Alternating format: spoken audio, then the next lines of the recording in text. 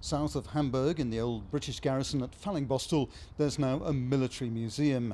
It's become a mecca for enthusiasts who reenact historic battles. Today, the museum also has a special guest. Wolfgang Meyer may not be a household name to everyone, but it certainly is to former soldiers like David Taylor. Your bratties were the best in the world. Thank you very much. The stories of Wolfgang, the modern day soldier don't know anything about him really. Not a great deal anyway, so it's only the old soldiers. Wolfgang Meyer began selling fast food to British troops in the early 1970s. His van could appear at any time of day in the middle of live military training exercises. On more than one occasion, he admits that grenades narrowly missed him. Everybody knew Wolfgang. Everybody spoke to him. Whether they were buying something off him or not, it didn't matter.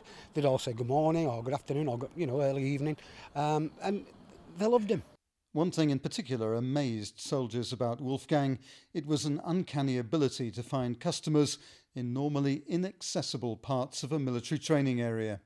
In a little wood, out miles in the hula, coming down the drive, you'd hear beep, beep, and everybody'd drop everything because you had to be first in the queue at his stall to get his butties and his whatever else he had on his van. Try Not to Laugh, Sergeant Major is a book about army life in Cold War Germany. Its authors, Jeremy Hands and Robert McGowan, mention a wily character named Wolfgang. He's described as motoring around battlefield training areas aboard an ancient blue Mercedes van. One trooper is quoted as saying, "We're supposed to be unseen, but everywhere we hide, that so-and-so finds us." We always thought he was a spy for the Russians. There was all sorts of rumours back then that he had his own radio, he had his own maps and all the rest of it. And people used to wonder how the hell he managed it, because literally, tank tracks where chieftain tanks ploughed into a wood and ruts, and he was driving across there in a Mercedes van. It was quite amazing. The man himself has a much simpler explanation. 10er Pack Bier. Das ist ein Pack. I always had packs of beer with me, he says, 10 bottles in each. If I wasn't sure where a unit was, I would stop a tank crew and offer them some beers. They'd give me directions. Then I would know exactly where to go. Und nächsten Tag wusste ich ja, wo sie denn liegen. And sometimes it would be the fast food man showing soldiers the way. We were looking for the unit. We knew roughly where they were, but we couldn't find them. And then we found Wolfgang.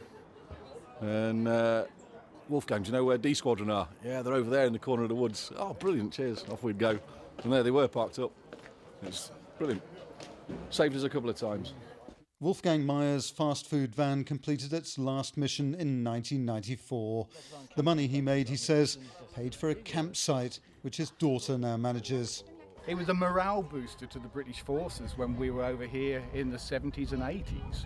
And I think that I'm speaking for a lot of people that that's the way it is. Wolfgang was a part of our Cold War, really, which is what it was in those days.